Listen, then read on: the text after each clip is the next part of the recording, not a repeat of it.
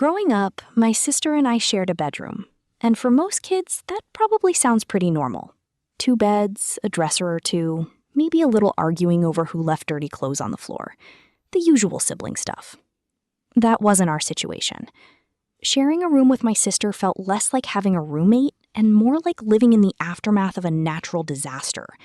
Every single day, no matter how much cleaning happened, the room somehow managed to look worse than before.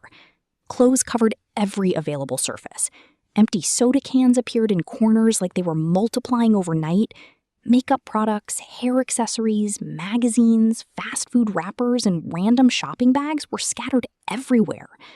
The carpet itself practically disappeared.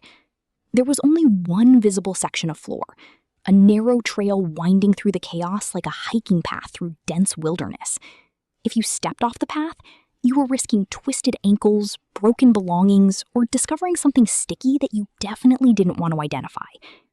Meanwhile, I was the complete opposite. I liked things organized. Not military-level organized. I wasn't folding my socks into perfect squares or labeling storage bins. I just liked being able to walk across a room without needing climbing equipment. Unfortunately, my preferences didn't matter much. Every time I cleaned my side of the room, my sister's mess somehow expanded into it. I'd come home from school and find her clothes draped across my bed, her shopping bags stacked beside my desk, her hairbrushes mixed into my things. It was like fighting a losing battle against an unstoppable force of clutter. And the mess wasn't even the worst part. My sister had a special talent for making everyone else's life more difficult while somehow acting like she was the victim. She borrowed things constantly without asking. Money would disappear from my wallet. Snacks I'd bought with my own allowance would vanish overnight. Sometimes I'd discover she had taken clothes from my closet and stretched them out because she couldn't find her own. Whenever I confronted her, she always had an excuse. I was going to put it back. I thought you wouldn't mind. I was going to pay you back. The promises never materialized. The money never returned.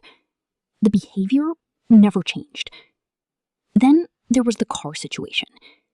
When I was finally old enough to drive, my parents arranged for my sister and me to share an older family vehicle. On paper, it sounded fair. In reality, it became another source of frustration. The day my sister moved out felt strangely unreal. For years, I had imagined what it would be like to have my own space. I pictured a clean room, a quiet room, a room where I didn't have to worry about someone taking my things or turning every square foot into a landfill. But after living in chaos for so long, part of me couldn't believe it was actually happening. I remember standing in the doorway after the last of her boxes had been carried out. The room looked awful. There were stains on the carpet. Dust covered almost every surface. Random junk sat in piles throughout the room. Old receipts, broken electronics, empty containers, clothes she apparently decided weren't worth taking. The place looked less like a bedroom and more like the aftermath of an estate sale. Most people probably would have looked at it and seen a massive cleaning project. I looked at it and saw freedom. The very next morning, I got to work. I opened every window. I dragged out bags of trash. I vacuumed. I scrubbed. I dusted. I organized. Hour after hour, I transformed the room piece by piece. The process took days. Every time I thought I had finished, I discovered another pile hidden under furniture or shoved into a closet. At one point, I found things I hadn't seen in years. Some of them were actually mine. Items that had mysteriously disappeared long ago had somehow ended up buried beneath mountains of my sister's clutter. Finding them felt like recovering stolen artifacts. Little by little, the room started looking different. The carpet reappeared. The furniture became visible. The air even smelled cleaner. For the first time since childhood, the room actually felt peaceful. And the best part? It stayed that way. When I cleaned something, it remained clean. When I put an object down, it was still there the next day. Nobody borrowed my belongings without asking. Nobody left garbage on my bed. Nobody blasted music at 1 in the morning. I can't adequately describe how much that changed my daily life. People who have always had... By the time my sister had been back home for a few months, I had accepted a simple truth. She was never going to change. For a brief period, I'd honestly hoped adulthood might have taught her some lessons. Maybe years of living on her own had helped her become more considerate. Maybe dealing with roommates had shown her what it felt like to live with someone difficult. If that had happened, I certainly wasn't seeing any evidence of it. She wasn't nearly as messy as she had been during our childhood, which was probably because she now had less space to destroy. But many of her old habits remained exactly the same.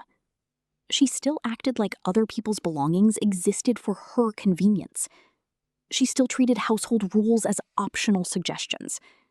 And she still had an incredible talent for making herself the center of every situation. The most frustrating habit was her constant visits to my room. Technically, she wasn't spending hours in there. She wasn't taking my things. She wasn't making a mess. Instead, she had developed a daily routine that somehow irritated me just as much. Every morning before work, every evening before going out, every time she wanted to check her appearance. She'd walk right past her own room and head directly toward mine. Why?